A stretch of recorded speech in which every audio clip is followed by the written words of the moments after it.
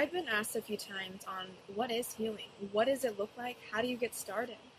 And I do want to say that I personally believe healing looks different for every being. However, I do have some tips that have personally helped me through my journey. Number one being creating that alone time. The reason why I say alone time is because I don't care how incredibly comfortable you are around another person. Healing is a very dark but intimate time. And there's a reason that you have to heal from past emotion to begin with. You've suppressed it, you judged yourself, you don't want to deal with it. And when you have someone else around you, it really doesn't allow you to fully express how you feel. So that's number one. Creating that alone time in your schedule where it can be nobody but just you to fully engage and let go. Number two is giving yourself that permission. And I want to read you something that I wrote to kind of help allow that guidance of giving yourself that permission.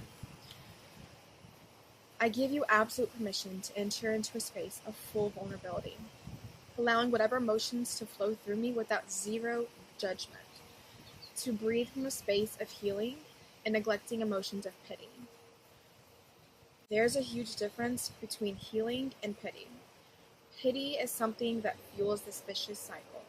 It is this kind of why me, F this, of course it's my luck this is happening. Healing is, okay, I'm going to embody this emotion, I'm going to feel it, I'm going to deal with it, but I'm going to create an action plan to overcome it and let it be something of use, something of a tool to help me get to that next step, help make me relatable to other people.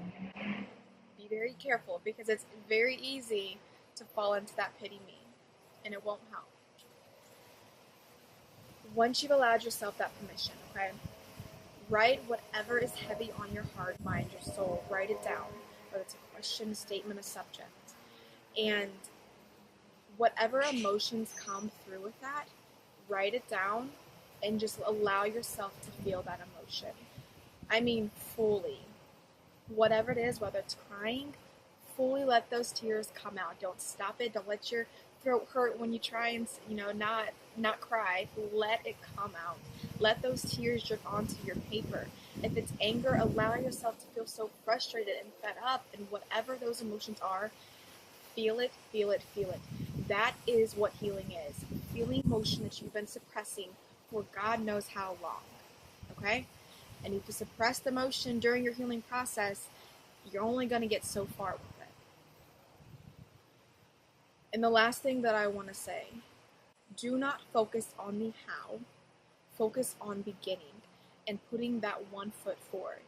So I know personally, when you have huge dreams and goals and aspirations and these huge internal goals about yourself, it's like, hold up, how am I going to get here when I'm here? Let me stop you. Stop thinking about the how, because that will stop you in your tracks. That's not your job, I promise.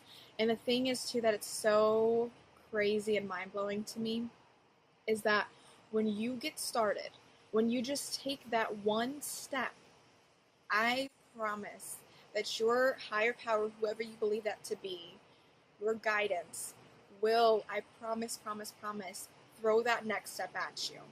Whether it be through synchronicity, whether it be through a sign, whether it be whatever it is, they will make it known for you to take that step. And you'll know from that internal guidance as well that this is a sign that you need to take this next route.